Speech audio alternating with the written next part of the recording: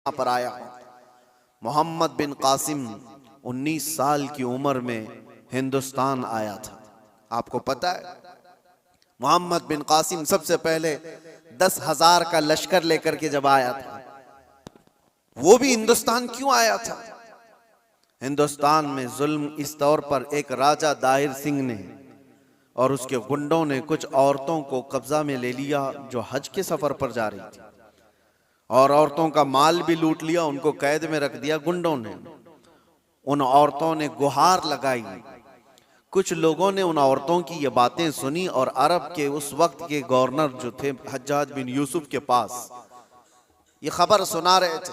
हज्जाज बिन यूसुफ का भतीजा मोहम्मद बिन कासिम 19 साल का, उसने ये खबर सुनी कि इतनी दूर कुछ औरतों पर कुछ जालिम गुंडे जुल्म कर रहे हैं।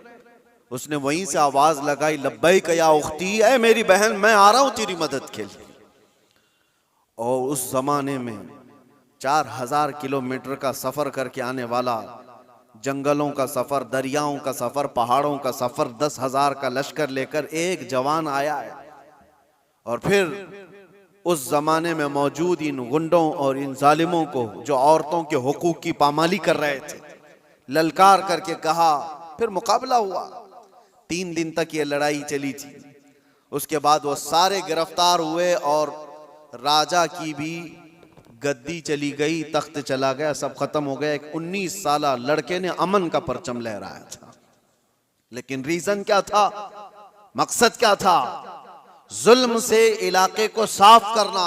और उसके बाद एक बड़े पंडित हैं इलाहाबाद यूनिवर्सिटी के, वो रिसर्च स्कॉलर भी रहे, और लिखी हुई उस मौर्रिख की किताब में से आपको मैं बताऊं, मुसलमानों की लिखी हुई तारीख की बात नहीं कर रहा, पंडित ने लिखा है, हिंदू पंडित हैं, उन्होंने लिखा कि मोहम्मद बिन कासिम जब आया तो उसने साफ ऐलान किया था, इस इलाके में रहने वाले जिसको जिस चीज पर अमल करना है वो आजाद है, कोई मेरा नौकर नहीं है, कोई मेरा गुलाम नहीं है।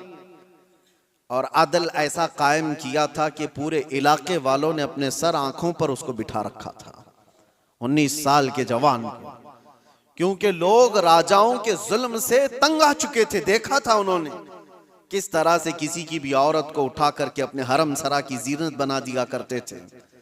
लेकिन एक 19 साला जवान जब आया तो उसने अदल व इंसाफ ऐसा कायम करके दिखाया था, हर एक ने अपनी बाहें फैला करके उसका इस्तकबाल किया था। ये हिंदू पंडित की किताब में लिखा हुआ मौजूद है।